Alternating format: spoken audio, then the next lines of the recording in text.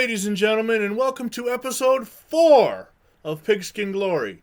I'm fresh off my trip to Amity Island, where I was not eaten by Jaws, thankfully, and it is time to look at November's 1st through 10th, 1975 in football. And also, if you follow us on social media, Pigskin Glory Football 50 years ago today on Facebook, today I put up a video about a wrestling card from November 11th, 1975, sort of tying in pop culture and what was going on then.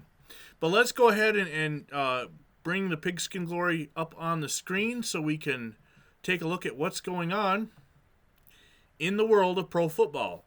We left off Halloween night. You've gone out, gotten your candy. Anybody who dressed like Jaws or I don't know what else is big in 1950, maybe President Ford. And it's now time to get back to football on Saturday, November 1st. But before we do that, let me go ahead and introduce my partners in Pigskin Glory. He is from Wisconsin and a Buffalo Bills fan, living in Cheeseland, Chris Krager. No one circles the wagons like the Buffalo Bills. And from out on the West Coast, he may be 3 hours behind us and the sun is still shining out there, he is a baseball expert, ladies and gentlemen, Charles Delano. Good afternoon. Well, good evening. So, where we've left off, we begin with some bad news. Unfortunately, a former NFL player was found floating off Bar Harbor Pier, died on November 1st, 1975, or at least his body was found. Fritz Lovin, guard from Minneapolis Red Jackets. He played in the NFL in 1929. Sad news to begin November of 1975, and there's really no transition from this, so we're just going to move on. But we do want to mention when an NFL player passes to remember him, Fritz Lovin from the Minneapolis Red Jackets. Now it's also passing away on November 1st, 1975. Bob Swigger, wingback, blocking back, and halfback of the New York Yankees. Yes, the football New York Yankees, 1946 and 48, and the Chicago Rockets from 1949, Bob Swigger. And last, as well, on November 1st, 1975, Randy Young, end from the 1920 Decatur Staleys. Guys, Chris, let me start with you on these passings. It's never an easy time, but you do learn a lot about football history. There's a lot of people, even in the 70s, that might not have known there was a New York Yankees football team. Because when you think 1940s Yankees, most people obviously think of the legends of the Pinstripes. Well, there was another set of New York Yankees indeed, and maybe they didn't have quite the success of their baseball counterparts, but New York football is still New York football. And Charles, like I said, there's no real easy way to transition out of this, but the show goes on, the game goes on, and I'm sure the families of those players are proud of their accomplishments, and all we can do is thank them for their time in the NFL and entertaining us all. Yeah, we get right into the high school report and a special note on John McKay. Out of North Carolina, Sanford wins again 42-6, and that's John Morris, number 33, as he eyes Jordan's Mike Hardwick. And then the other story, or the other day, is the John McKay note. And Chris, big news coming out of Southern Cal is John McKay is going to be joining the NFL in 1976. Oh, and you've coached as long as you have at USC. You've won so much, you figured, what's another Rose Bowl or two? I might as well try something else. It's one thing to go to Pasadena. If you can win a Rose Bowl, maybe you can win a Super Bowl someday. Charles, joining an expansion Tampa Bay Buccaneers, what kind of obstacles does a man like John McKay have to face building a team from scratch?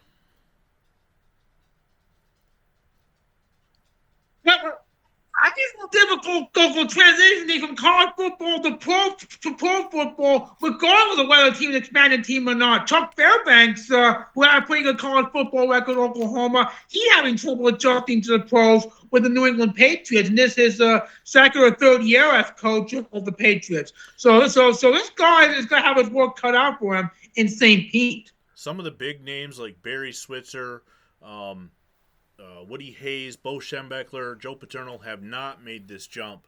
So John McKay is trying to do something that is not unprecedented. Paul Brown obviously went from college to the pros in 1946, and it's been done with success in the past. But John McKay has got a big task with an expansion team, and we don't know, of course, how the expansion draft is going to play out, what players are going to be available, who gets the top pick, because there's two expansion teams in Seattle and Tampa Bay. It's going to be a lot of obstacles down in North or Central Florida for John McKay. Going for them that he don't have to worry about the WFL since that league is gone. Now, it's Saturday, but that doesn't stop the NFL from making moves. Kansas City Chiefs have signed guard Gary Palmer, previously released by the Chiefs, so they re-signed him, and they placed Roger Barnhart on the injured reserve, while the Washington Redskins have signed free agent guard Jim Arneson and released lineman Martin Imhoff. Chris, New England's not making any moves on this Saturday, but the Chiefs and Redskins are. The Chiefs' moves are a little interesting because, they got a Monday night game looming in a couple weeks, and they've had a tough schedule. But when you're in the AFC West, you can't just stand idly by. Never mind Oakland. Denver seems to be on the up and up, so they got to try and keep up with the Broncos, never mind the Raiders. Charles, these are the Cowboys' next two opponents. Do you think that potentially playing a Super Bowl favorite has anything to do with these teams making moves on a Saturday? I don't think it matters that much. You gotta be the best Imperial Ball Club at all times. Now we get into the games. The fact I had a day before they're playing Dallas was maybe some moments. I don't know. We get into the games next. It's a big eight matchup. Nebraska and Missouri. The Cornhuskers take down the Tigers 30-7. Chris, the Cornhuskers broke open a tight 10-7 game with a fake punt. What kind of momentum swing do you think that did to Nebraska? And Missouri, they were in it in the first half, but then after that they just fell away, losing by 23. That's one thing to give up a touchdown before halftime, but a fake touchdown when you're the underdog and the heavy favorite has resort, that can really take the wind out of your sails. And the more you look at things from Missouri, that Labor Day night upset of Alabama feels like a long time ago. And Charles, Vince Ferragamo throwing 2 touchdowns. Nebraska's not really known as a passing team, but when you have a quarterback like Vince Ferragamo, why not? Talk down the fault of the way. You gotta feel from Missouri right there. That upset they had, it definitely feels like 10 years ago now. Now, and remember, they're not that far. And remember, and let's not forget, they recently got blown up by Colorado. Interesting to note that the title on this YouTube game is the Bummerooski. We've talked about NFL lore in the past. College football has some games just like this. I'm not sure Bummerooski if that has anything to do with a fake punt, but that's an interesting name. Definitely something to check out. If you're a Nebraska fan, you might even know if you've been around as long as this to remember from the podcast. Charles, there was a Saturday game and involved a California team. In an untelevised game, the Giants cut down the San Diego Chargers 35-24. This game between two teams with a combined 2 wins may not have been televised, but at least it had scoring. The game was back and forth. Charles, what do you think about the NFL having non-televised games on Saturdays? Does that do any injustice to the fans, especially the road team? I don't know the answer to that one, but I think I've said our last podcast, the reason the Giants had to play Saturday, because I think the Jets play at Shea Stadium on Sunday, and don't forget, because the Yankees and Mets played at Shea Stadium in 75, while Yankee Stadium was in the final stage of its renovation, all 4 teams had to play in the same stadium. They had no choice. The 75 is definitely a congested year in New York City, not just from traffic, but also the 4 teams having to share Shea Stadium. Oh, shit. All right. This one would have been good if Mark had been able to join us. Penn State and Maryland. Number 9, Penn State escapes the Terrapins 15-13. The Nittany Lions played down, much like the Syracuse Orangemen do, but were even closer to disaster. The Terrapins had a 42-yard field goal with 31 seconds left to shock the football world, but missed it by 3 feet.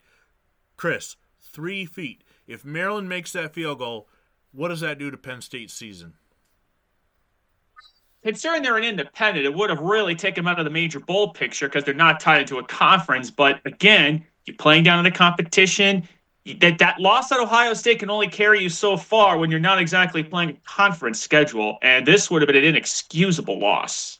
Charles, do you think Joe Paterno had... Especially down State yet? No. Charles, do you think Joe Paterno would have had any nightmares had they lost this game? The Woodchucks Chuck Wood? Of course he would have had nightmares. Oklahoma and Oklahoma State. Another Big 8 matchup as the number 2 Sooners lasso the Cowboys 27-7. Boomer Sooner made it 28 straight wins thanks to 304 rushing yards and 3 forced fumbles. And Horace Ivory scored 2 touchdowns. Chris, Oklahoma, they're number 2 in the nation. Do we get to see a number 1 versus number 2 matchup? Or will bowl tie-ins ruin that? I think the bowl tie-ins, because number 1 is Ohio State and number 2 is Oklahoma. And remember, Big Ten teams don't play bowl games outside of Pasadena, and where Oklahoma plays, they're locked into the Orange Bowl. So, Charles, if that happens, if Oklahoma and Ohio State finish the season 1 and 2, who do the pollsters choose as your national champion if they both finish 1 and 2? I guess the strength of schedule for both these teams. Their bowl opponent might have a lot to do with it too, whoever they have to face in the bowl. Good point. This is an interesting matchup for me because it's one of my favorite division nowadays Division FCS team and an FBS team. Back then, they're both Division 1, not till 78 where we get the separation. Richmond Spiders, Georgia Bulldogs. The Bulldogs escaped the Spiders' web 28-24. Georgia got more of a fight than they ever thought against the Richmond of all teams. In a game that had 7 lead changes, Georgia got 2 touchdowns each from Kevin McLeod and Matt Robinson to escape. Chris, Richmond, they're not at the big school like Georgia is, but they sure came out and played like it down between the hedges on this day. I mean, that's why you play the games. And, remember, we're not that far off removed from Georgia losing as a 2-touchdown favorite to Ole Miss. They had a tough game against Kentucky. This just doesn't feel like a vintage Georgia team because they kind of struggle against the teams they should beat. Michigan and Minnesota, Big Ten matchup. Number 7 Michigan holds off the Gophers. The Gophers were down 21-7 early. They tied things up, but Gordon Bell saved the day for the Maize and Blue with a game-winning 23-yard touchdown as part of his 172-yard performance. Charles, 172 yards out of Gordon Bell. He's not the name of Archie Griffin or Joe Washington, but where does Michigan rank in the rushing tandems of college football in 75? It's got to be right up among the best. I guess you could say the Michigan Wolverines were saved by the... No doubt. Toronto and Hamilton were coming to the end of the Canadian football season, and the Tiger Cats claw my Argonauts 26-10. Hamilton's only path to make the playoff was to win by at least 16 points, and that's what they did. 2 block punts led to a pair of Ticat touchdowns. 3 field goals accounted for the needed margin, and their defense kept Toronto out of range for a potential rouge that would have salvaged Toronto's Ivor win nightmare. Chris, they had to win by 16 the way the CFL tiebreakers work. They did. Is this mission accomplished for the Tiger Cats? Yes, because every point matters, every game matters. If they won by 15, they would not have gone in. It had to be 16, and they got to it. This is why every point, that's why the defense at the end, because if Toronto had gone to Rouge, it would have been 15 points and they would have gotten in. Texas and SMU, the Southern Methodists here in this Longhorn battle.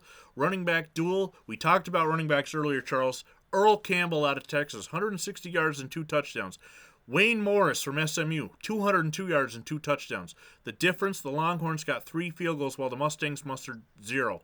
If this isn't the greatest rushing game of the season in Texas, or maybe not, Charles, I don't know what is. What a loss. No pun intended. I mean, 2 guys combined for 362 rushing yards of 2 touchdowns each. Just from 2 men. A Woody Hayes special, as it were. Speaking of Woody Hayes, Chris, Woody Hayes?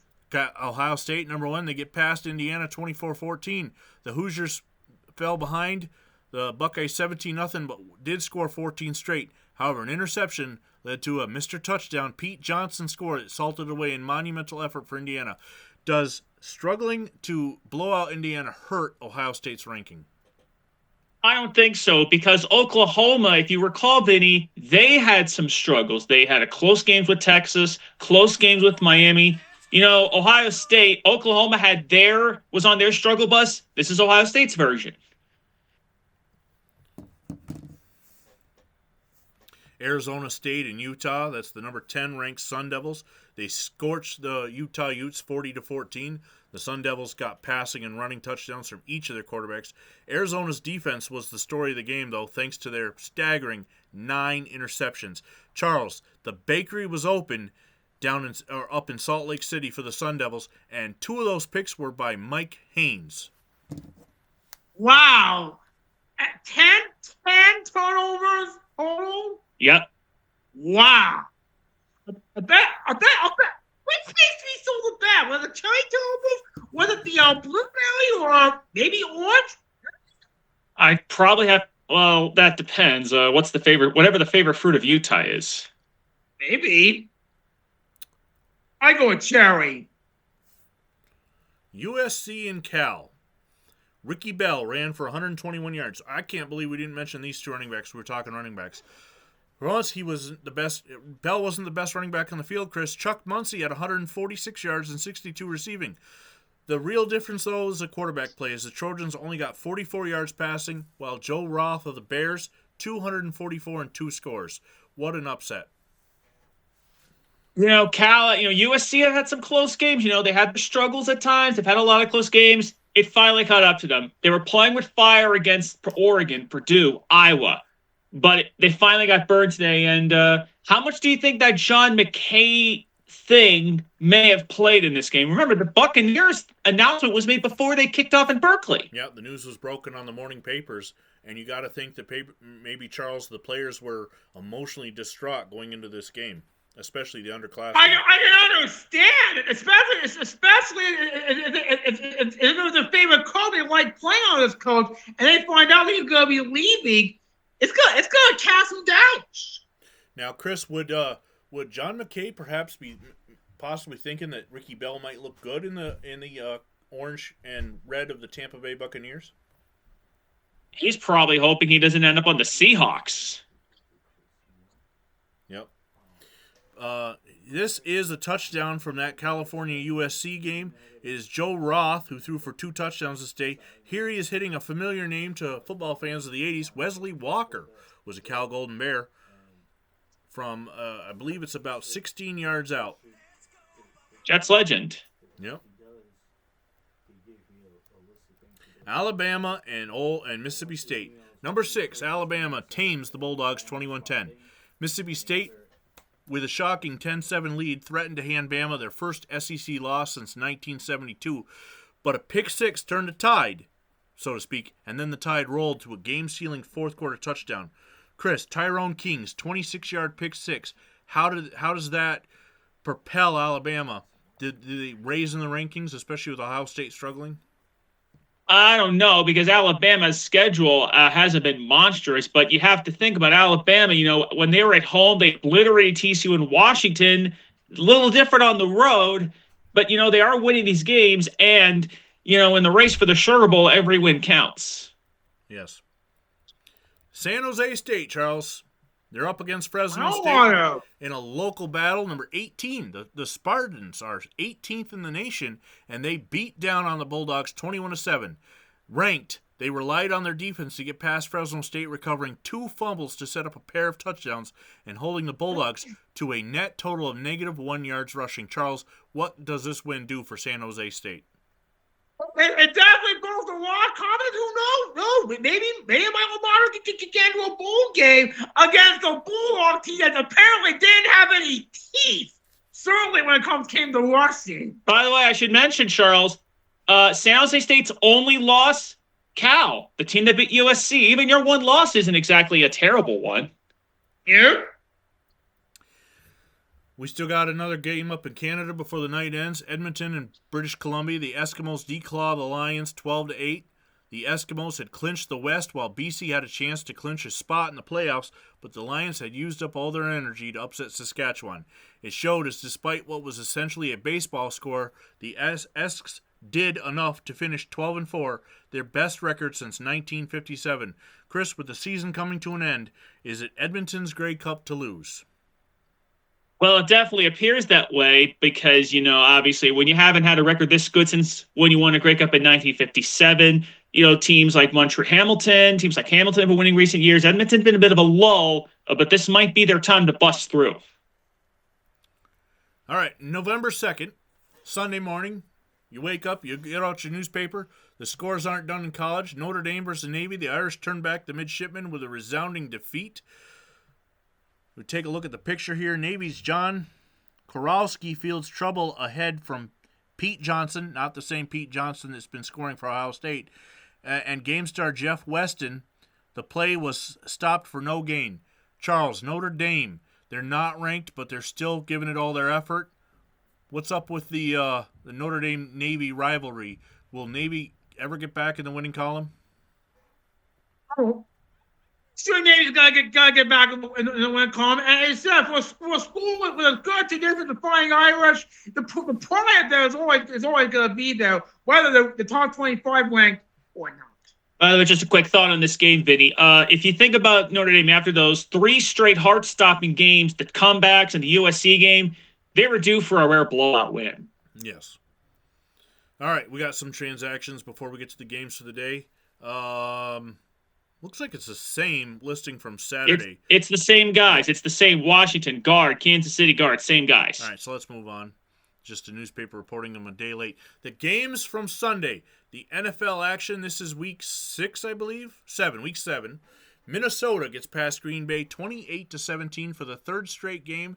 The Vikings had a tough battle versus a division rival, but Minnesota improved to 7-0 thanks to 3 touchdown passes by Fran Tarkenton, 2 of them in the fourth quarter. Charles, the Vikings are 7-0. We just witnessed an undefeated Super Bowl champion 3 years ago. Is Minnesota the team that's going to duplicate that mark just 3 years later? Fran Tarkenton, boy, I guess you could say if they can do that, then that's incredible. The sequel. And remember that Dolphins team that went undefeated was coming off a Super Bowl loss, a la the Vikings last year. Maybe they're following that path. Maybe. The picture from the newspaper, that is Minnesota running back Ed Marinaro, who had just played for Cornell as last year. Marinaro a rookie or is it his second year? I think this is his second year. He was on their 74 team. Okay. The Bills and the Jets. Buffalo circles the Jet Wagons 24-23, trailing 23-10. It looked like the Bills were headed for their third straight loss. But Joe Ferguson threw a clutch 64-yard touchdown pass in the fourth quarter to O.J. Simpson.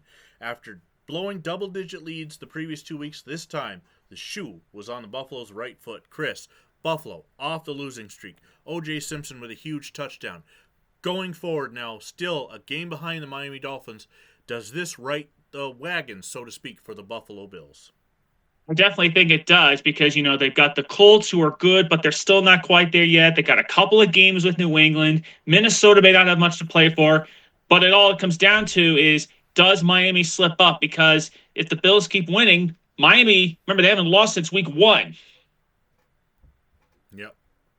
The Steelers and the Bengals. Pittsburgh beat Cincinnati 30-24 in a battle of AFC Central heavyweights. The Steelers knocked off undefeated Cincinnati from the ranks of the unbeatens. Despite losing the turnover battle 3-2, they jumped on the Bengals 23-3 thanks to 239 yards rushing and 4 sacks. Charles, Cincinnati's no longer undefeated. Pittsburgh gets the win to edge them in the division. It's going to be a dogfight to the end. Who wins the AFC Central? No shit. I mean, the defending champions, the Steelers, the Cincinnati Bengals, and to say nothing of the upstart Houston Oilers. They're real bad for Cleveland Browns fans. Chris. And the sad part is, and here's the sad part, Charles, the Browns haven't even gotten into the meat of their division schedule yet. Chris, the Falcons and Saints. The NFC West, New Orleans takes down Atlanta 23-7. The first indoor battle between the Falcons and Saints was a super debacle for the visitors. 6 turnovers, 5 sacks of 2 Atlanta quarterbacks. Chris, how bad were the Falcons on this day? They look so bad that they probably are wishing they'd go back to Tulane Stadium. Remember, just 2 years ago, they beat the Saints in Tulane Stadium. They scored 61 points. Now they're basically they made the Saints look like the Raiders. Charles, here's a picture of Dave Hampton fumbling the ball for the Saints. We've been talking about all the great, for the Falcons. I'm sorry, we've been talking about all the great running backs in college football. Maybe Atlanta should be looking at one of them. Yeah, for this game anyway, the New Orleans Saints are actually Saints as opposed to the New Orleans. One day. Yep. All right, now we get the Browns and Colts. Baltimore stops Cleveland 21-7. These two teams appear to be two teams appear to be two ships passing in the night as a hot team with a youthful Baltimore led by the Rusan rifle Burt Jones, 2 touchdowns, looked better than winless Cleveland and Mike Phipps, 2 interceptions and 0 touchdown performance. Chris, the Colts, they appear to be on the right track. The Browns going nowhere fast. How important is this game for Baltimore? When you're the Colts, when you start 1-4, you basically have no margin for error. And with games against Buffalo and Miami looming, this was a game you couldn't stumble award since the Browns at this point look like they'd probably lose to the Edmonton Eskimos. Montreal and Ottawa up in Canada as we're wrapping up the season up there. The Rough Riders ride past Les Alouettes 46-6. In a one-game showdown for the CFL East crown turned into an absolute shellacking. Ottawa's first 5 drives all resulted in points. It was 25-0 at halftime. Charles, Montreal did not show up for this game. Le Sacre Bleu, Les Bras. Let's take a look at the picture here from the newspaper. It is Dick Adams brushes off Montreal's big defensive end, Junior Ahieu, with a well-armed straight arm. The Alouettes just... By the way, note that name, Tom Clements. That is the guy who is actually Jordan Love's quarterback coach in Green Bay. No doubt. Back to the NFL, Charles, and we got the Dolphins and the Bears. Miami clobber Chicago 46-13. The Dolphins no letdown after last week's escape at Buffalo. Bob Greasy, Earl Morrall combining for 4 touchdown passes. Miami, Oakland, Pittsburgh all lead in their respective divisions. The more things change, Charles, the more they stay the same in the AFC. Well, the Dolphins won 2 Super Bowls. The Steelers are the defending champion. I got these 3 teams are not ready to give up on their crown just yet. The Raiders haven't feel snake bad, despite that they won more games than any team in the NFL over the last 8 years. Still have not caught the bouquet. And Charles, let me go deeper into that. Of their last 5 postseason eliminations, the last 3 have been at the hands of Miami and Pittsburgh. Yep. Boston, coming off the World Series loss, now has to deal with this. St. Louis subdues New England 24-17. The Patriots look to be on track for 3 straight wins, leading 17-7, but a fumble return touchdown, or thanks to a fumble return touchdown. But the Cardiac Cards come back to win once again thanks to Terry Metcalf's 3 touchdowns, a second-quarter punt return, and 2 fourth-quarter rushing scores. Charles, we talked a lot in this episode so far about running backs, but Terry Metcalf maybe doesn't get the press he deserves sometimes when he has performances like this. Wow. If you're playing on a team that's struggling, you're not going to get a lot of recognition. It's as simple as that. Actually, Charles, the Cardinals aren't actually struggling. I mean, they're actually up there in the top. And, you know, we talk about the 3 teams in the AFC. The NFC has been run by the Cowboys and the Vikings and the Rams. St. Louis, if nothing else, is threatening them to shake things up. And Terry Metcalf. Got it. Terry Metcalf could be a huge part of that changeup. The Oilers and the Chiefs. Houston edges Kansas City 17-13. The Oilers won this game at Arrowhead on the strength of 4 takeaways and 2 long touchdown passes from Dan Pastorini to double-aught Ken Burrow. Chris, Oilers, are they still shocking people, or are they perhaps we should start taking them for real? I think we started taking them more seriously. Remember, they were 7-7 last year after winning 2 games in 72 and 73. When you go from 2 wins to 7 wins, there's just about 7 this year. I think it's safe to say that this reflects on how terrible Bill Peterson was, given that they've been winning a lot more since he left. Because probably the Oilers could win more games this year than they have the prior 3 years combined. Take a look at this picture on the left. John Matuzak closes in on Maddox or Asthmatic Sax Pastorini. Remember that name, John Matuzak, before the night's over. Lions and 49ers, Charles. Detroit beat San Francisco 28-17. Third-string quarterback Joe Reed filled in admirably for Greg Landry and Bill Munson. He completed 9 passes for 141 and 2 touchdowns, and the Lions got a 49-yard fumble return for a touchdown for good measure. The 49ers had this. They had a chance with both Detroit Lions quarterbacks out, but they just fell flat against Detroit. Oh, if only we had somebody, buddy, we could grab, like maybe Joe Montana, if he continues telling it up with the Fighting Irish. That would be an interesting pick. He is a freshman, so it's going to be a couple years, but let's stay out west. Chris, talk about the Raiders and Broncos here in the 4 p.m. window. Oakland dominating Denver 42-17. The Broncos have not won a home game versus the Raiders since 1962. Before they change to this color scheme, they'll have to wait another year thanks to 3 Oakland runners combining for 4 touchdowns in a pass rush that collected 5 sacks. Chris, what do you think about Denver's performance against the Raiders at home? Considering that, they've held their own on the road. In fact, they've won at Oakland 2 of the previous 3 years, but I don't know what it is. It's like, it's like the Dolphins and the Bills. Like, Oakland just feels that they can't lose in Denver. And when you literally go almost 13 years without beating a team there, it grates on you. And even 2 years ago, that was a tie. Charles, it seems like Denver's mile-high atmosphere should be a home field advantage to them, but the Raiders don't seem to think so. Don't believe me. John Madden doesn't get off on his West Football Stadium. He's going to have his players playing possibly even at the risk of so many penalties. Now the big game, the Cowboys and the Redskins. Washington outlast Dallas in overtime 30-24.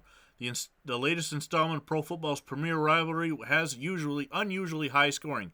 Dallas forced 6 turnovers, scored on a pick 6, and had leads of 14-3, 17-10, 24-17, but blew all 3 leads.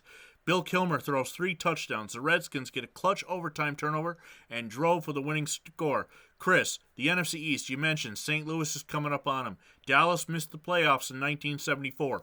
They're my pick for the NFC Championship in 1975, but this game could possibly derail their season. What do you think of that? Well, this is where that Green Bay loss is really, really costly, because it's one thing to lose in division to a team that always splits with you. But if Dallas ends up not winning the division, missing the playoffs, that Green Bay screw-up is really, really going to bite them in the you-know-what. Charles, from 1970 to 1972, these 3 teams represented the NFC. These 2 teams, represented the NFC in the Super Bowl.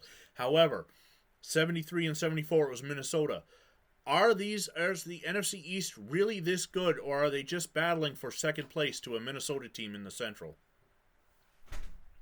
I guess that depends. If the Vikings continue playing the way they are, that they do is not going to matter what these 2 old rivals are doing on the field.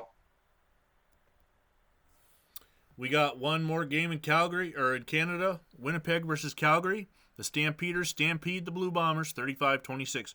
Winnipeg knew they were in the playoffs thanks to BC's loss on Saturday, so they didn't need this one. Calgary avoided the league's worst record, and running back Willie Burden broke the CFL single-season rushing record. Chris, rushing in the CFL when you only have 3 downs, 2 downs and out, that's a hard record to attain, and even in what could be a potentially horrible season for Calgary, at least they had this bright spot. I really think that rushing in the CFL doesn't get the credit it is, because you have fewer downs, there is no 4th down, and when you have 1 less first down, that means you have less margin for error. Like, imagine if O.J. Simpson only had 3 downs instead of 4 downs. Yep, definitely a crazy situation where passing is more of a focal point up north, and with the field being bigger, it's almost a shame because Canadian runners could gain more yards, but you got to switch it up quicker. So let's take a look at the final CFL standings, Charles. Ottawa, Edmonton, they're going to get the byes. Hamilton's going to play Montreal. Winnipeg's going to play Saskatchewan. Charles, looking at these records, Hamilton with 5 wins, do they really even have a chance going in the playoffs? Not really against the Alouettes, eh? Now, Chris, does Montreal show up for this game, or did they perhaps just not come to play against Ottawa thinking that they'll get them in the end? I think they were. I think what happened was they just got floored by a haymaker that they weren't expecting. And traditionally, when teams get their butts kicked, they usually come up better the next week. But I think it's just going to be a case of momentum. How much does Montreal getting throttled versus Hamilton fighting their way in? That will be interesting. You see that the playoff games on Saturday in the semifinals, Hamilton will be at Montreal at 2 p.m., and Winnipeg will be at Saskatchewan at 4 p.m. on Sunday the 9th. The UPI's top 20 poll, Ohio State keeps the number 1 spot. Oklahoma stays number 2. 34 votes for the Buckeyes. Charles, they didn't get the perfect 30. They didn't get a perfect score, but 42. Yeah, they didn't get a perfect 42. Could it be their struggles against Indiana this past week that possibly did that to them? It might have a little bit, but the Buckeyes are still the team to beat in the college football this year. Chris, any big surprises you see? This is only the top 15 because there's a tie, so we don't know if San Jose State stayed in the top 20 according to this paper, but USC dropping to number 9th with their first loss. Notre Dame is up to 13th. I had mentioned they weren't ranked. I don't know if I just misread that or if they were ranked, but where do these teams go from here? And Ohio State, Oklahoma, Nebraska, which is the best team? I honestly believe it might be Nebraska because, with the Buckeyes, they're usually going to run the ball. Nebraska, unlike the other 2 teams, is showing more semblance of a throwing game with Ferragamo because the Sooners and Buckeyes can appear a little one-dimensional. Now the Cornhuskers are showing we can throw too. And I think Nebraska can run, and now they got Ferragamo. I think they have the best balance. And San Jose State is not in the top. Is not in the top 20 either. No. This is top 15. San Jose State is ranked number 18. Yeah, this is actually just the first 17 teams. Is 3 are tied for 15. Only 17 teams received votes, so there is no top 20 in this week. There's only 17 teams that got votes. And the Spartans are 18th. Monday Night Football, Rams and Eagles. LA clobbers Philadelphia 42-3. Philly recently had been competitive against the likes of Dallas and Miami and even beat Washington, but on Monday night, not so much. Charles, Rams 42-3. The NFC, they're trying to keep pace with the Vikings and Cowboys and Redskins and Cardinals. Is this a statement win for Los Angeles? Sounds like Kevin and Alex Karras kept the audience glued in the second half of this game. Chris, the Rams had not one, but 2 defensive touchdowns. Isaiah Robertson and Fred Dreyer both scoring. What fear does that put in offensive coordinators' minds when, the Rams can score on you on their defense? And remember, they still have guys like Merlin Olsen and the young bloods, but I think another way to look at it is Philadelphia. Again, they've been playing up the competition. They beat the Redskins. They almost beat Dallas. They were tough with Miami. But they just didn't show up on this night. So now we move on to Tuesday, November 4th, and we have a new cover photo, and it's from the Redskins-Cowboys game, as it was the big game of the weekend. And it's a nice color shot. I see former Buffalo Bill Ron McDowell right here in the middle, part of the Overhill gang, I should say. And looks like it's number 35. That's, oh man, the name is on the tip of my tongue.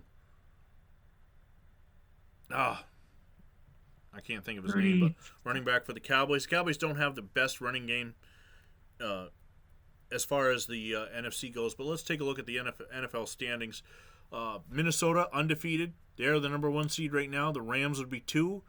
The Redskins would be 3. And as of right now, it's the Cowboys who are in the playoffs over St. Louis. Charles, Rams, Vikings, Redskins, and Cowboys. It's a familiar-looking foursome in the NFC. And they don't get a familiar foursome in the AFC as well. Yes, we click. By the way, Vinny, number 35 is Scott Laidlaw. Oh, okay. In the AFC, as Charles mentioned, you got Miami and Pittsburgh, both 6-1. The Raiders are 5-2. And then your wild card team right now is actually the Houston Oilers. Chris, what a shock there. Houston in position to be in the playoffs. Actually, it's Cincinnati because the Bengals beat the Oilers. In fact, Houston's only loss is against Cincinnati in a game we did. Remember, when 3 teams are tied, though, it's conference record that sets that out. So, actually, that would be why Pittsburgh would be up top. Yeah, it should be Cincinnati. This is a newspaper printing error. It should be Cincinnati in the second spot. But again, same teams but you got to appreciate your Houstons and your St. Louis's, that, hey, maybe the NFL is not basically just a 6-team league. We're speeding through the week now. It's Wednesday, November 5th. Charles, a federal judge, overrules the NFL commissioner and says that the World Football League players can sign in the National Football League. As well a shot. Chris, it's U.S. These players don't have any jobs now, so they should get on a crack at the NFL. Their livelihoods. Chris, United States District Judge Edward J. DeWitt issued the orders after hours of arguments by attorneys for the NFL and attorneys for 17 former World Football League players. Have we heard the end of this, or does this keep going up through into the Supreme Court? I have a feeling Rozell's going to fire a shot, but now that he's overruled the jumping, which makes you wonder, are Zonka, Kick, and Werfel going to be back for the Dolphins-Bills rematch in December? No, that's a horrible thought as from a Bills fan's perspective. I don't even know if I want to think about that. The Buffalo Bills have value, and the NFL keeps the Pro Bowl. Charles, let's talk about the Pro Bowl first. The NFL owners keep the All-Star Game for another 2 years. The NFL Pro Bowl played at the end of the season, whereas in baseball, basketball, and hockey, it's in the middle. How important is the Pro Bowl? Charles? For about 6 years, but they'll give the players a chance to showcase, to get in the spotlight without the pressure of the playoffs. And also, I think the proceeds of the Pro Bowl go to the players' pension funds. Chris, the story on the Bills here, it's Vic Washington, Buffalo's free safety, was given the game ball in the victory over the Jets. He's a former All-Pro running back turned to defense, and Buffalo's defense really kept him in the game late after the Jets had built a 13-point lead.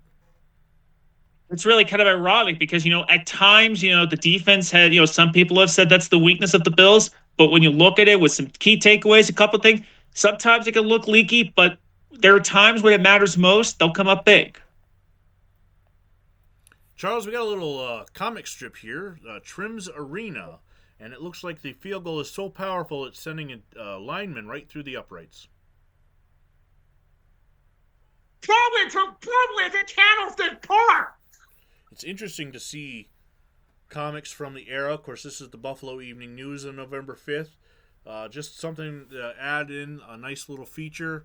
It's not breaking news or anything, but people had fun even back then. And that came out. Yes, people had fun, comic strips and stuff even back then. Chris, the Browns might try something new. Dunkirk grad Dave Graff may start at quarterback for the Cleveland Browns. Or linebacker, sorry. May start at linebacker for the Cleveland Browns. Why not? I mean, you're winless. You're in a monster division. You've pretty much got nothing to lose at this point. Why not? Their defense is already terrible. He's not going to make it any worse. I agree. Charles, the college football players of the week's Jeff Weston from Notre Dame. He had 12 tackles and a 53-yard touchdown run from an interception for the Irish, and then Chuck Muncie of Cal, yep, helped in the upset over USC. Jeff Weston, Chuck Muncie, deserved awards, Player of the Week. Yes, oh yeah. Well, 12 tackles, that's pretty impressive. 12 tackles and a pick six. Yes, all the more reason. Moving on to November 6th, this would be Thursday. We got a lot to unpack on this page. World Football League players have won judgment in federal courts, and the NFL may allow them to be signed. Cincinnati Bengals preview and the San Diego Chargers having a rough season. NFL wavering on the WFL ban with the federal judge ruling. The NFL is still not confirmed 100% that those players can sign. Charles, what's keeping Commissioner Rozelle? Why won't he allow them in? Girl, you could say. Maybe a grudge or something. And Chris, the Cincinnati Bengals They lost last week, so of course the newspapers are going to come down on a team anytime they lose. There's a Bob Trumpy pictured here. What do the Bengals need to do to get back on track? Well, the problem with Cincinnati is, they're good at throwing the ball, but this is an era when you need to run first and foremost. They don't have that OJ, they don't have that Franco, they don't have that like that guy you can just give to tote the rock. They're a little like Dallas in terms of very dependent on the throw in an era in which basically you run the daylight, to quote Lombardi. Pittsburgh Steelers linebacker Andy Russell said that Bob Trumpy, the Bengals tight end, is the key to the Bengals running game.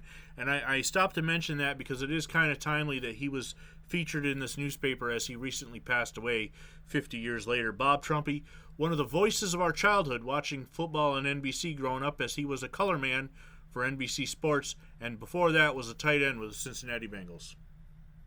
Now, Vinny, obviously you've seen a lot of Bob Trumpy games, whether with Don Criqui or Dick Enberg. When you think Trumpy, what's the first thing that comes to mind? It's a rare memory. It's actually from a preseason game, Atlanta and Buffalo, where Dick Enberg had a new partner and said he was working through the alphabet and he made it to the T's in Bob Trumpy. I'm going to go with the obvious. Broadcaster first and foremost. I thought you were going to go with the obvious Leon Lett play. Oh, no, Leon Lett. Charles, little guys can play big football too. This is a story about Rusty Hafer. He's a Vandalia guard. This is up in Dayton, Ohio. He's 5'11". Not little to me. He's taller than me, but as an offensive lineman, at 5'11", 150 pounds, that is pretty small. Well, I'm 5'8". I'm probably about 170 pounds along those lines. That may be another reason why my mom would not let me play ball, because she was really fearful for me going up against those 7-foot tall players, those running backs. Yep. Now we got some anyway.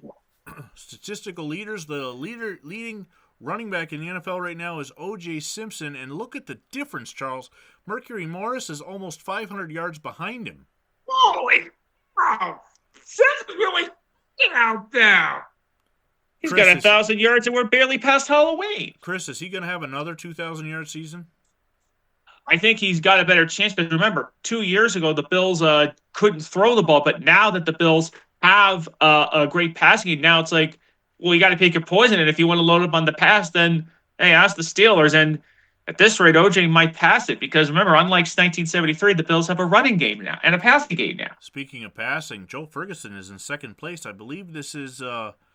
it looks like it's not yards. Is it attempts? Yes. No? No, it's true. Joe Ferguson is the NFL leader in passing yards, and Tarkenton leads in passing yards, but Ferguson is tied for the most touchdown passes. Yeah, I'm not sure what category. And Ferguson leads in average gain at 8.16. Well, credit to Greasy of the Dolphins at 8.47 average gains. What a surprise. A Bill is number 2, and he's outdone by a Dolphin. The leading receiver might shock you. It's a running back from Minnesota, Chuck Foreman. 34 yards or 34 receptions, but in second place is another running back, Lydell Mitchell, with 33 receptions from the Colts. Foreman's a knockout here. Not to be confused with a boxer of the same name. Does this say more about the production of the running backs or the lack of a top-tier wide receiver in the league? Could be.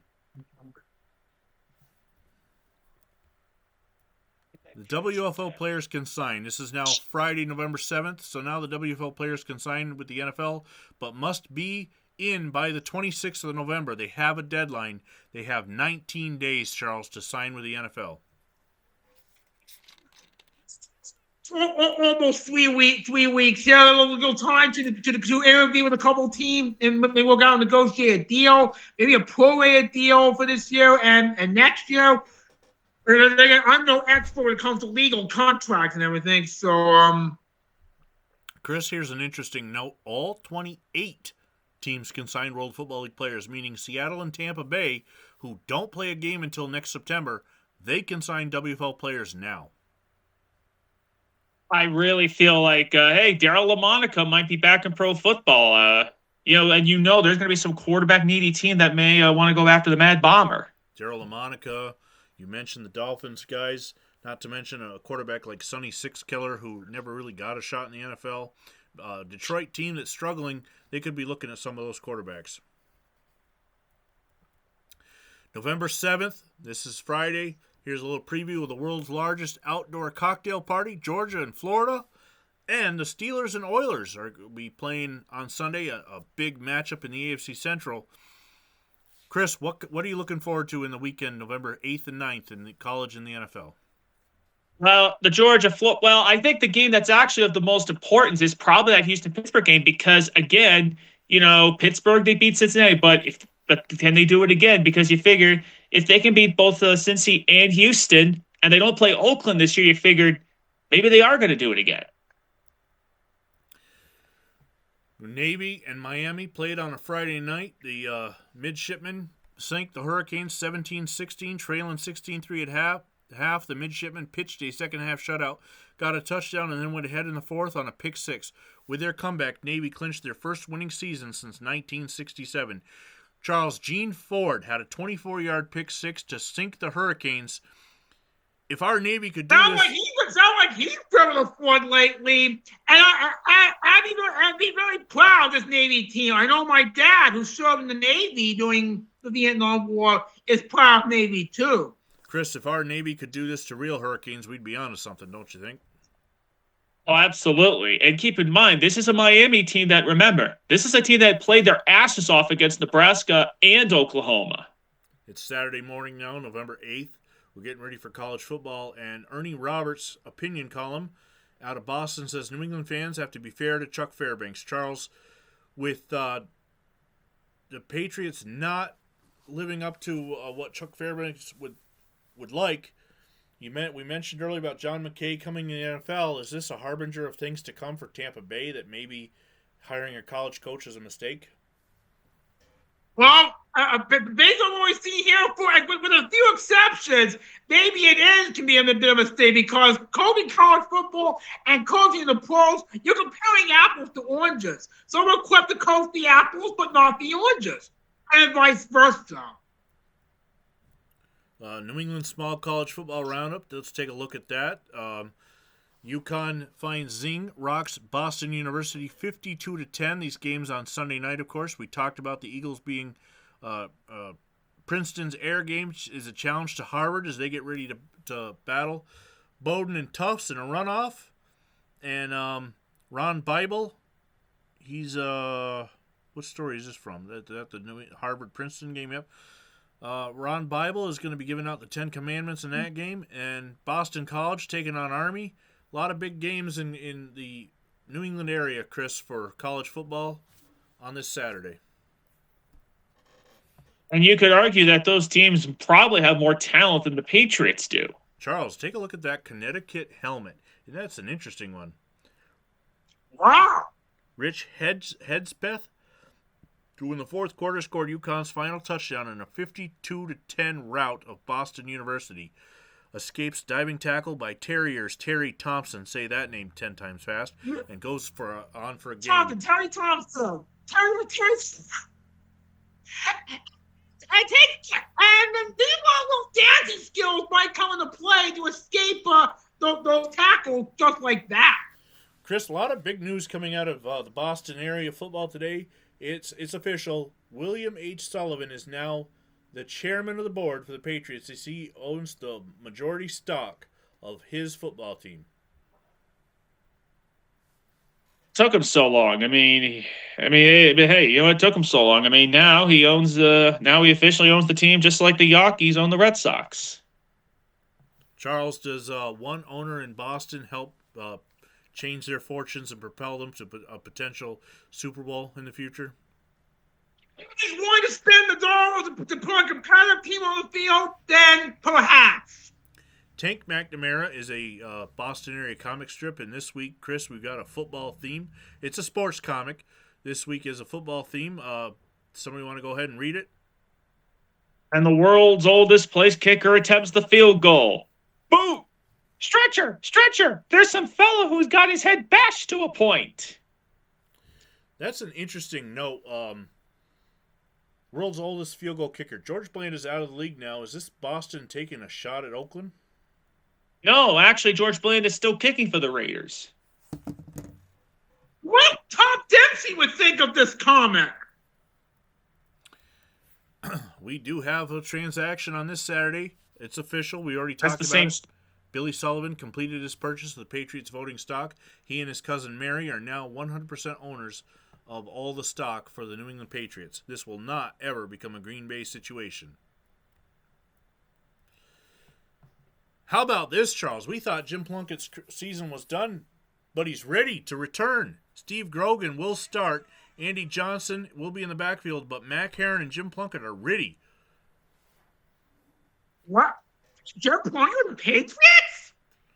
Oh, yeah. We thought his season was over. I think of Jim Plunkett. I think of him with the two Bay Area teams. First with the Niners, and then later with the Raiders. I didn't know Plunkett played for the Patriots. He was drafted by the Patriots in 1971. One Rookie of the Year. Actually, has pulled some upsets that year. Well, I mean, when I think of the Patriots in those days, the late 70s, I think of this young quarterback named Steve Grogan. I just saw on the paper. Georgia and Florida, the world's largest outdoor cocktail party. Georgia surprises the 11th-ranked Gators 10-7. 10-7. Interesting score, being what's happening 50 years later. The game-winning 80-yard touchdown pass was not thrown by Ray Goff or backup Matt Robinson. It was a tight end, Richard Appleby. But the Bulldogs still didn't claim victory until 2 defensive stops by the Junkyard Dogs in the final 3.5 minutes. Many like this game. My father did not. And we have the game-winning touchdown. As here is the handoff to tight end Ron Appleby, and he's got the appetizers as he finds Gene Washington. Yes, a third receiver named Gene Washington is with the Georgia Bulldogs, 80 yards for the touchdown. What? Scouts are at this game seeing what kind of an arm he's got. Maybe they probably, if anything, they were probably there to see Goff or Robinson. But again, it wasn't them who threw it. Georgia Tech and Notre Dame. We're going to talk about this game here in just a second. Something else big happened in this game that wasn't mentioned in the radio broadcast then, but a movie would be made about 20 years later. But first, the game. Number 12, Notre Dame stings the Yellow Jackets 24-3. The Irish defense held Georgia Tech's vaunted rushing attack to 143 yards. Doesn't sound impressive on the surface, but going into South Bend, these Yellow Jackets were number 1 in college football, 376.4 rushing yards per game. But Charles, one of the bigger memories that came out of this game is Rudy. That's right. Now this is... I'll be featured in that movie, The Underdog kind of kid, 20 years later. Yeah, this is the original. This is the actual picture of Rudy in uniform for this game against Georgia Tech. Now, of course, we found out since that, especially from comments from Joe Montana, that a lot of the story depicted in the movie didn't actually happen that way. But still, it's a great story, and it's kind of ironic that when he gets his sack and is carried off the field, it's not mentioned by the announcers. They don't mention who got the sack. Chris, Speaking of Rudy, have any of you guys ever actually seen the Rudy movie? you know what? I got an interesting story about this movie. I watched it in college with my roommate, and he thought it was complete fiction. He didn't realize it was a real story. I had to convince him. This is back in 97, 98. So I had to actually get on his computer and look up the actual story of Rudy Rudiger and prove to him that it was based on a true story. As Joe Montana has told us since then that the whole Jersey thing didn't happen. But hey, it's a feel-good movie, and it's a real feel-good story. Charles, did you ever see Rudy? No, I haven't. I have. North Carolina State and Penn State. The Wolfpack take a bite out of the Nittany Lions 15-14. The Lions blew a 14-point lead thanks to 15 unanswered North Carolina State points. Last week, Penn State escaped when Maryland missed a late 40-yard field goal. This week, turnabout was fair play as Chris Barr's 46-yard field goal was no good. Live by the kick, die by the missed kick, Charles. Penn State. That's the second straight year that this Wolfpack upset Joe Paterno's Nittany Lions. Holy cow! That's an interesting note. They're on a losing streak to the Wolfpack. Chris, don't turn your back on the Wolfpack. By the way, you think some NFL team might be desperate enough to hire Lou Holtz? I mean, hey, you think some team may want to give him a pro shot? Yeah, there's probably somebody out there. Maybe somebody in Queens. The number 6 Wolverines pummeled Purdue 28-0. Methodical Michigan, in a change of pace, actually won this game through the air. Wide receiver Jim Smith scored an 83-yard touchdown en route to catching 5 passes for 184 yards. Chris, Wolverines, they know they've got a showdown coming up with Ohio State in just a couple weeks. They need to keep winning. They're number 6 in the nation. Can they catch Ohio State?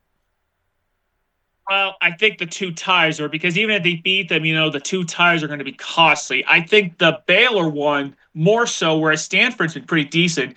Even if they beat Ohio State and they could get to Pasadena, but again, which Michigan is this? Is this the team that looks good against Missouri, or is this the one that tied Baylor and Stanford? Charles, we talked about Gordon Bell last week. He's gone over the 1,000-yard mark for the Wolverines on the ground. He may not be the famous Ricky Bell, but he is another Bell that's tolling touchdowns and yards for Michigan.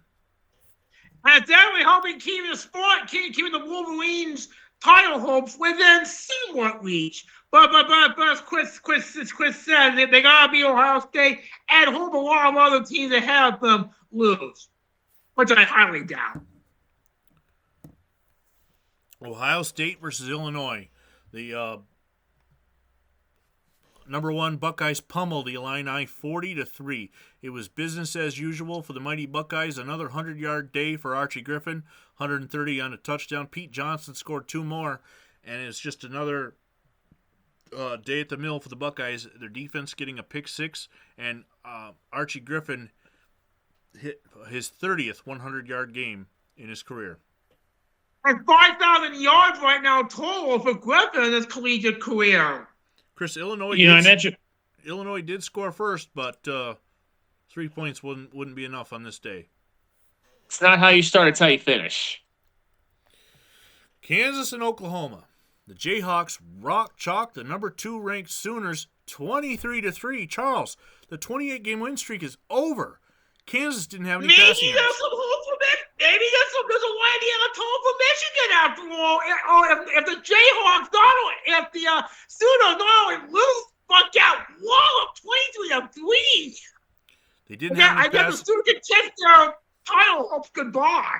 Chris, Kansas didn't have any passing yards, but 235 rushing yards, and basically canceled out Oklahoma's 265. But the difference in the game, the Oklahoma Sooners turned it over 6 times, and they had a punt blocked. At the start, in our earlier podcast, we talked about Oklahoma. They were struggling against Miami. They struggled against Texas. They had some close calls. They've had these turnover issues. It finally caught up to them. They called a trap game for the Kansas, but he assumed that we're going to have maybe a bigger game in a week or two. They don't play Nebraska until later in the month. It's not like Nebraska next week. But by the way, now Nebraska all of a sudden. By the way, how does this look for Nebraska now? It definitely opens up a spot for Nebraska. We got another battle down in the Longhorn State. SMU and Texas A&M. Number 4 A&M rides roughshod over the Horn. That's not the Horned Frogs, they're the Mustangs, SMU. After a recent string of close calls, the Aggies finally put together a complete game. Their offense got an 84-yard touchdown pass. The defense forced 4 fumbles and a 48-yard fumble return for a touchdown. And their special teams got 3 field goals from Tony Franklin. Charles, Texas A&M, there's a lot of buzz in college football with Oklahoma going down. Texas A&M trying to fill a spot in that region with a huge win. I was just wanting to give them a chance. I think of the word Horned Frog, I think of TCU, not the SMU. Yeah, this is a typo on our part. That's SMU is the Mustangs. My bad. All right, Nebraska and Kansas State. With Oklahoma going down, Nebraska shuts out Kansas State 12-0. The Big Reds defense held Kansas State to 6 first downs and 131 total yards. Their offense didn't light it up as they did against Colorado, but 267 yards rushing to 84 for the Wildcats. It was more than enough to prevail on the road. Chris, Nebraska, they unleashed their linebackers, Jim Whiteman and Cletus Pylon, as they pile on the Wildcats in this game. The Big 8 is now theirs to lose. I mentioned the yards of total. Listen to this. Kansas State, through the first 3 quarters, had 2 first downs. 2. Definitely not looking like a bunch of Wildcats, more like a bunch of lazy fat cats. Hey, maybe somebody should make a cartoon like that. Texas and Baylor, back in the Texas-themed matchups. Number 7, Texas rips the Bears 37-21. Last year, Baylor shocked the Longhorns en route to ending their streak of 6 straight conference titles and Cotton Bowl appearances. But this year, Texas got revenge thanks to Earl Campbell's 133 yards and 2 touchdowns. Charles, Texas, back in the winning ways against Baylor. Was last year just a nightmare for the Longhorns that they had to prove didn't exist? Yes. A revenge game, redemption. And with number 2 CC getting pummeled, Teddy's gonna move up in the rankings. Chris, who's the best running back? Who's the best running back in college football? I think it's kind of hard to measure because you have to look at the conferences. There's your Earl Campbells, there's your Chuck Muncies, there's your Ricky Bells. A lot of people want to talk about Archie Griffin, but the thing is that Earl Campbell is unlike some of the other guys we mentioned. He's going to be around for a few years. Remember, Ricky Bell doesn't have all the years of eligibility. This is Archie Griffin's senior year. We got a few more years of Earl Campbell, who might be the best of the bunch. You didn't even mention Pete Johnson, who's also 1,000-year. And in those days, the clear athletes played all 4 years as opposed to now. That is a big point. We don't have the underclassmen leaving college football in 1975. It's just not a thing yet. And Stanford and USC, the Cardinal. USC's lost 2 in a row now. The Cardinals shock number 9 Trojans. The Trojans were their own worst enemy on this day, wasting Ricky Bell's 195 yards rushing and 3 turnovers. One of them with a minute remaining. It set off a walk-off Cardinal field goal and a rare 2-game losing streak for SC. Ensured that they will not be Rose Bowl bound for the first time in 4 years. Charles, are they out of the rankings after this weekend? Yeah. But there were 2 losses. And for the first time in nearly a decade, we'll have a new team in the Rose Bowl. Charles, Chris, this is interesting. We know that just recently Stanford changed their name from Indians to Cardinals. When did they drop the S and become just the Cardinal? I wish I knew. It's like the finding out how many licks it takes to get to the Tootsie Roll center of a Tootsie Pop. The world may never know. That'll be something we can definitely keep our eyes out in the future of Pigskin Glory. When did the Cardinals become the Cardinal? By the way, as for USC, I think John McKay. Let me ask you this: what did John McKay think of his offense's execution against Stanford? He was in favor of it. Charles, that's a good point. Since the John McKay announcement, USC hasn't won a game. Oh, God. Let's not wait till after the season was over. Then you make your announcement. I mean, you go from number 3 in the nation to can it get a bowl fringe bowl?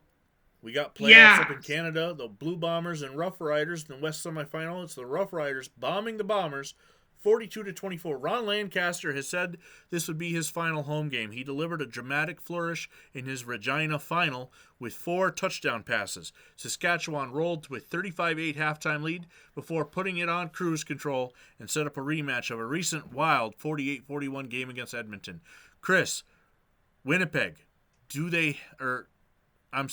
Saskatchewan, do they have what it takes to knock off Winnipeg or Edmonton? I think they have a chance because if you remember, they outgained them in that 48-41 game, but what did them was special teams, all the return touchdowns. But don't forget, unlike the last time they played, they're not going to have their jersey stolen. Let's take a look at this picture real quick. So that is Winnipeg quarterback Ralph Brock, as he is under constant pressure all day Saturday from George Wells to Saskatchewan. Rough Riders beat Winnipeg. Chris, that's an interesting picture. George Wells, he's avalanching Ralph Brock. Do you think he'll ever... Oh, no, that's George Wells, WrestleMania 2. He's putting a snake bit on Ralph Brock. Do you think George Wells will be a big name in the future? Well, let's put it this way. Brock, on this day, the Winnipeg Blue Bombers played like they got DDT'd. For those who might not know, George Wells, of course, was Jake the Snake Roberts' WrestleMania 2 opponent, and a lot of people mainly remember that he was foaming at the mouth while Damien was slithering all over a unconscious George Wells' body. Here he is sacking Winnipeg quarterback Ralph Brock. A much better day for Wells than in 1986. Uh-oh. Alabama and LSU. The number 5 Bama rolls passed the Tigers 23-10. After the recent run of blowout wins, the Tide had a tough game by their standards in Death Valley. But Alabama's defense picked off 5 passes and got 11 points for their kicker for Bear Bryant's 250th win as a head coach. Charles, 250 wins in college football. What kind of accomplishment? Where does this rank him all time?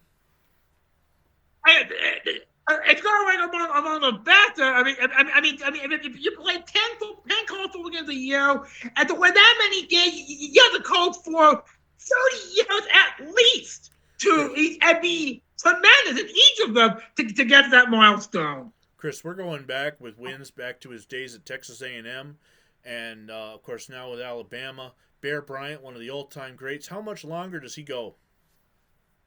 I think it also depends. I think he wants another title or two along the way. Remember, this is a team that went undefeated in the regular season. They had a couple of chases at the title the last 2 years before Notre Dame did it in. Bear wants to think, hey, maybe this will be the charm because he wants another title. Wyoming and Arizona State, number 10 ranked Sun Devils, edged the Cowboys 21-20. Arizona had a tougher than expected tussle with the Cowboys after last week's 10-turnover masterpiece versus Utah, but Freddie Williams' 174 yards and 2 scores plus a touchdown catch from John Jefferson were more than enough on a Saturday night in Tempe. Charles, Arizona State, they struggled against an unranked Wyoming team. Are they for real? They're going to say, well, cats. Yes, they are for we. They are indeed for we. I mean, Sun Devils. The Sun Devils, right? And there was a 1 point win. A win is a win. And speaking of wins, there's my motto to do it again. This time beating New Mexico 29-20, and we're now 8-1. Rick, and if you remember, Charles, they barely lost that Cal game in the last. If they could be undefeated, remember they barely lost to Cal. Rick Kane, his 30 carries for 157 yards and a defense. It's got to be Kane. It's got to be Kane. San Jose State 8-1. Great season they're having in Northern California. Oh, by the way, don't forget, Charles, they beat Stanford, the team that tied Michigan. Yeah. It's Sunday morning now. You open up your newspaper. You see that Michigan State beats Indiana 14-6. Rutgers way over Lafayette. Marietta over Muskingum. West Virginia Wesleyan a winner. Tennessee beats Utah 40-7. Yale over Penn. We talked about Michigan. William and Mary get a win over VMI. Boston College shuts out Army. Susquehanna beats Waynesburg. Williams a winner over Wesleyan. UMass beats Holy Cross. Ithaca, that's getting into my area. Ithaca beating Rochester Tech 41-0. Let's take a look. West Virginia in the backyard brawl over Pittsburgh 17-14. Albany State downs Plattsburgh State. Plattsburgh is where the area that I grew up in, about an hour from my hometown. They lose. I didn't even know they had football. They lose to Albany State 66-12. Maybe that's one of the reasons they don't have football anymore. Brown over Cornell, Eastern Michigan over Illinois. Appalachian State beats South Carolina 39-34. Princeton knocking off Harvard 24-20. Clemson, oops. Sorry, I hit the wrong button. Clemson knocking off North Carolina 38-35. Slippery Rock over Clarion 17-14. Maryland down Cincinnati 21-19. Duke over Wake Forest. It's not basketball. Duke beats Wake Forest in football. Minnesota over Northwestern. Temple over Rhode Island. Just a look. Delaware over Maine. There's a lot of college football, a lot more than we report. Tufts over Bowdoin. We can't sit here and talk about all the college football that goes on, or else we'd be a 4-hour podcast, and that wouldn't be fun. The Giants, the NFL preview, the Giants, Cowboys aim at Allen's Indian sign.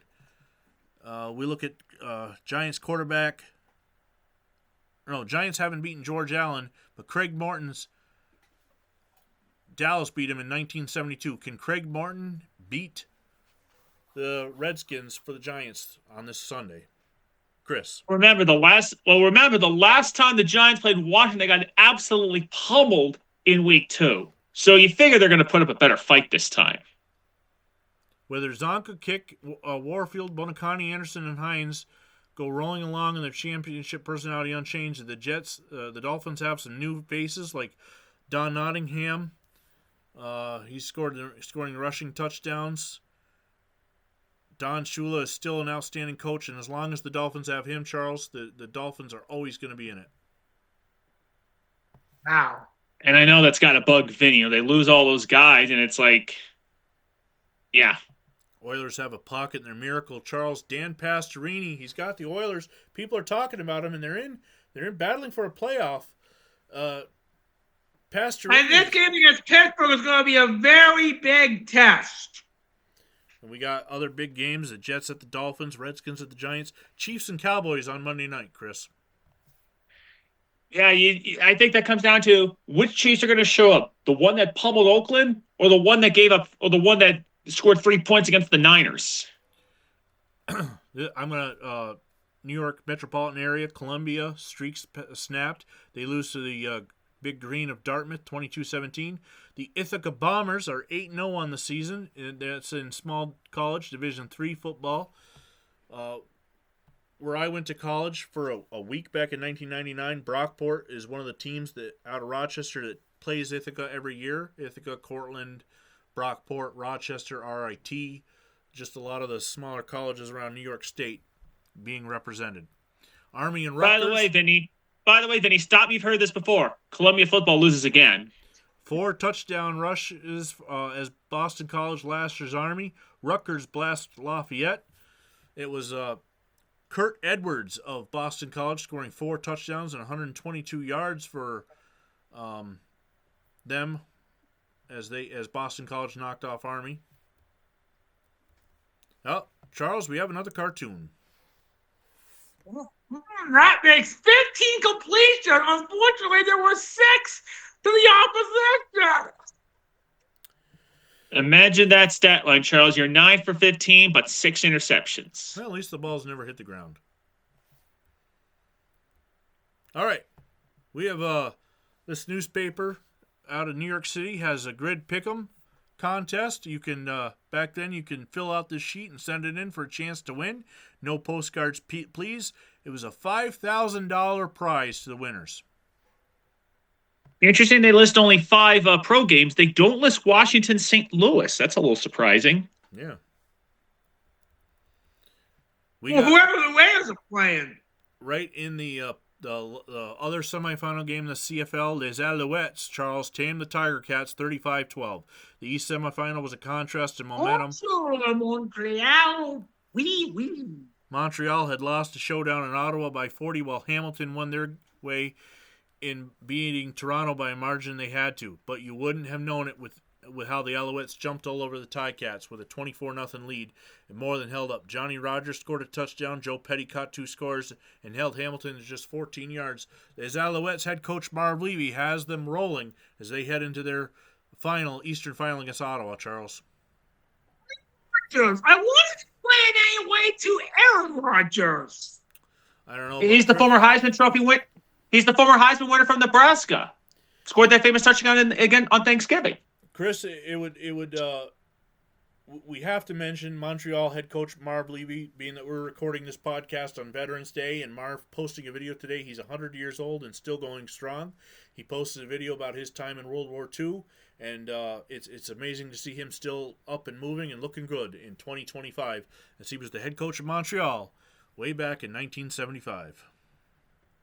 Are one of his most famous quotes, "Where else would you rather be than right here, right now?" Washington and the Giants. The Redskins cut the Giants down to size 20-14. The Redskins seemed to have a letdown after their overtime conquest of Dallas hangover, trailing the 3-5 New York Giants after 3 quarters, 13-7. But the team will personify as 40 men together can't lose did it once again, this time rushing for 2 fourth-quarter scores and allowing none. With St. Louis also coming from behind, this sets up a massive NFC East collision next Sunday at Busch Stadium. Charles, the Redskins still in the playoff hunt, the Cardinals in the playoff hunt. How important was this win for the Redskins? Very vital to the Redskins' cause. Remember, this is the sandwich game. Dallas last week, St. Louis next week. Chris, in the game... And please be aware of the old trap games, too. Chris, in a game between 2 teams that were champions in the 50s and struggling here in 75, Lions beat the Browns 21-10. As I said, the 2 teams combined for 6 championships in the 1950s, and the Lions, at now 5-3, thanks to a pick 6, appear to be closer to vintage form than Cleveland, who has fallen and can't get up. Remember when the Browns could actually win a football game? Pepperidge Farm remembers. Oilers and Steelers. Pittsburgh stops Houston 24-17. In a battle of 6-1 team, the Oilers twice battled back from 10-point deficits to tie the game up. But in crunch time, Pittsburgh got the winning touchdown through the air. Bradshaw to Stallworth for 21 yards. If the Bengals and Oilers couldn't stop Pittsburgh, who outside of O.J. Simpson in Week 2 can? Charles, let's take a look at this game-winning touchdown pass from... Why isn't it showing it to me? There we go. Huh. Think about it with... you think about it with Houston, you trail twice, but then you come all the way back. And remember, Houston won at Pittsburgh the year before. And there's a reason the Steelers are what they are. That Steelers current defense and that deadly combination of Terry Bradshaw and Franco Harris. The Oakland Raiders about that 3 years ago. You think we'll see them again? You think they'll face off again in the playoffs? Anything's possible. This is weird. I cannot access the comment, and I posted it. It's the touchdown pass from Bradshaw to Stallworth. No visible comments. I wonder why. Did it get blocked? It's weird. Anyway, I don't know. Terry Bradshaw hitting John Stallworth on a 21-yard touchdown pass to win the game. St. Louis stops Philadelphia 24-23. Coming off their Monday night humiliation, the Eagles came out with a fire in their eyes against St. Louis, jumping all over the Big Red and leading 23-7. But against the Cardiac Cards, no score is too much, no lead is safe. Terry Metcalf and Jim Hart had 2 touchdown runs. Philly had 2 critical turnovers, and St. Louis kicked a game-winning field goal on the final play. The Eagles invented another way to lose, Chris, and the Cardinals found yet another way to win. In Philadelphia, wonder what's worse: getting hammered by the Rams, or blowing a 3-score lead in an era before 2-point conversions. I think the latter. The Colts and Bills as Baltimore shocks Buffalo 42-35. The Bills jumped out to a 21-0 lead behind 3 O.J. Simpson touchdowns. At 28-7, it looked like business as usual, and then the roof fell in as Baltimore scored 5 straight touchdowns in a stunning turn of events. Charles, this game proved 2 things about the 1975 AFC East. The Colts are progressing faster than expected, and Buffalo's pass defense is a complete and utter liability. I wonder if this is going to come back to bite the Bills. I mean, again, you're up 20. Think about it. They've lost their 3 losses. They've blown double-digit leads, all at home. Falcons and Vikings. Minnesota mauls Atlanta 38-0 after a recent stretch of tight division games. The Vikings put the pedal to the metal against Atlanta, a team playing without Steve Bartkowski. Despite only throwing for 59 yards, Minnesota got 220 yards rushing, and Chuck Foreman scored 3 touchdowns as Minnesota improved to 8-0. Charles, the Vikings, more than halfway through the season now, 8-0. Well, who is going to beat them? Maybe the Pittsburgh Steelers? The Cowboys? And you look at Minnesota's schedule, they don't play the Rams, they don't play the Cardinals, they don't play the Cowboys, but they do play Washington on the Sunday after Thanksgiving, and they play Buffalo in the final week of the season. Those might be the teams that can get them. I do want to post a sad note, as one of our followers mentioned, that the storm that affected the Minnesota-Atlanta game was the same storm that would sink the Edmund Fitzgerald on the next night. And, of course, there's a very famous song about the wreck of the Edmund Fitzgerald.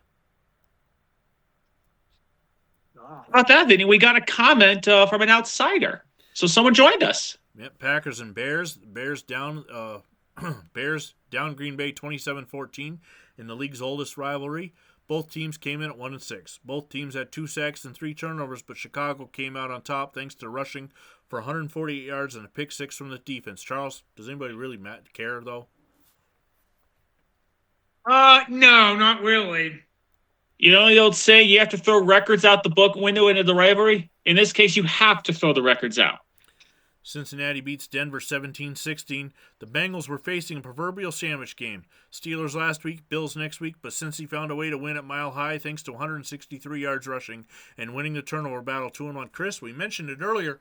Denver's home field doesn't seem to exist, does it? You know, they were at first place a few weeks ago, but we talk about games coming back to bite you. I think Denver losing that game in Kansas City took the wind out of their sails. The Jets and Dolphins. Miami jolts the Jets 27-7. The Dolphins, who blew out New York 43-0 last month, had a rough ride in the Orange Bowl rematch as it was tied 7-7 at halftime.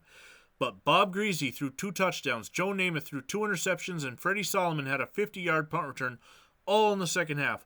With Miami at 7-1 and Bills blowing a 21-point lead, one has to wonder if Don Shula will ever be challenged atop the AFC East, even without Warfield and Zonka.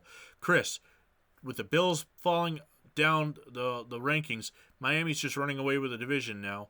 Do they have any competition left? Theoretically, they've still yet to play Baltimore twice, but the Colts would have to win out. However, Miami does have to go to Houston in next week, and they play, they got to play Baltimore twice, and they got their edge with Buffalo, so they've got some losable games. Charles, the 49ers shock LA 24-23. They fought back from a 14-0 deficit thanks to Steve Spurrier's, the all-quarterback's 290 yards and 3 touchdowns, while San Francisco got a 54-yard field goal with seconds left. 14-point underdog, San Francisco beats the Rams for the first time in 10 games dating back to 1970. They were Steve Spurrier could be the 49ers quarterback of the future. If you remember last year, we went through 4 different quarterbacks. The 49ers were edging neck and neck with the Bills' losing streak to the Dolphins. They were just one behind them. Now they're out of that losing streak, and Buffalo is way in first place, losing to Miami. Chris, the 49ers getting this win, how important is that for the other teams in the NFC that are looking for home field advantage? Minnesota, Washington, St. Louis, and even though Dallas lost to the Redskins last week, them. It's big for Dallas because remember, the Rams lost to the Cowboys, so that helps them. And the thing is, it's probably not going to cost them the division, but because of the new seeding format, it also drops them a little bit behind the NFC East, and they don't play the Cardinals or the Redskins, so basically they might have to win out and hope they keep beating each other up, because that's pretty much going to take any chance they had of catching Minnesota might go down the drain here. Saints and Raiders. Oakland routs New Orleans 48-10. The Silver and Black looked every bit of an 18-point favorite. They overwhelmed the Aints with 260 rushing yards, 4 sacks on Archie Manning, and 5 takeaways. We talked about Miami's dominance. Pittsburgh coming out of to take a commanding lead now in the AFC Central. Charles, the Raiders, don't want you to forget about them and their commitment to excellence. Yeah, and John Mann's going to make sure of that against the Aints. Just win, baby. Patriots and Chargers. There was a lot of talk about the Patriots in the newspapers with their ownership, and they came out to play and zapped the Chargers 33-19. What's the best antidote for a 2-5 team that blew a 10-point lead versus the Cardinals? Playing the winless Chargers. New England racked up 7 sacks, got a pick 6, and got an efficient performance from Steve Grogan, who will now go the rest of the way. Well, I actually saw a Patriot newspaper. The Plunkett is ready. Charles, the Chargers, are they ever going to win a game?